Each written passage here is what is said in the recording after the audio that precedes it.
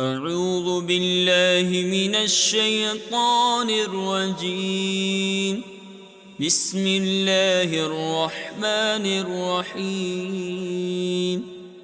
يسبح لله ما في السماوات وما في الأرض الملك القدوس العزيز الحكيم. هو الذي بعث في الأميين رسولا منهم يتلو عليهم آياته ويزكيهم ويعلمهم الكتاب والحكمة وإن كانوا من قبل لفي ضلال مبين. وآخرين منهم لما يلحقوا بهم وهو العزيز الحكيم.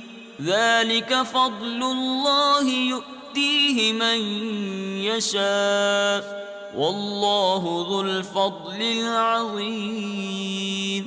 مثل الذين حملوا التوراة ثم لم يحملوها كمثل الحمار يحمل أسفارا بئس مثل القوم الذين كذبوا بآيات الله والله لا يهدي القوم الظالمين.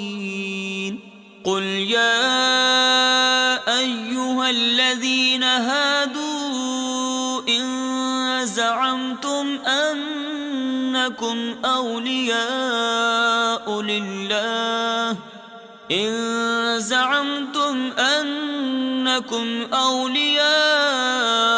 لله من دون الناس فتمنوا الموت إن كنتم صادقين ولا يتمنونه أبدا بما قدمت أيديهم والله عليم بالظالمين. قل إن الموت الذي تفرون منه فإنه ملاقيكم ثم تردون إلى عالم الغيب والشهادة فينبئكم بما كنتم تعملون. يا أيها الذين آمنوا إذا نودي للصلاة من يوم الجمعة فاسعوا إلى ذكر الله وذروا البيع ذلكم خير لكم إن كنتم تعلمون.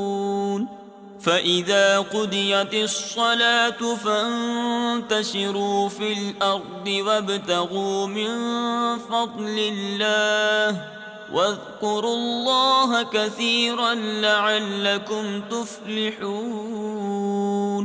وإذا رأوا تجارة أو لهوا انفضوا إليها وتركوك قائما قل ما عند الله خير من اللهو ومن التجارة والله خير الرازقين. صدق الله العظيم.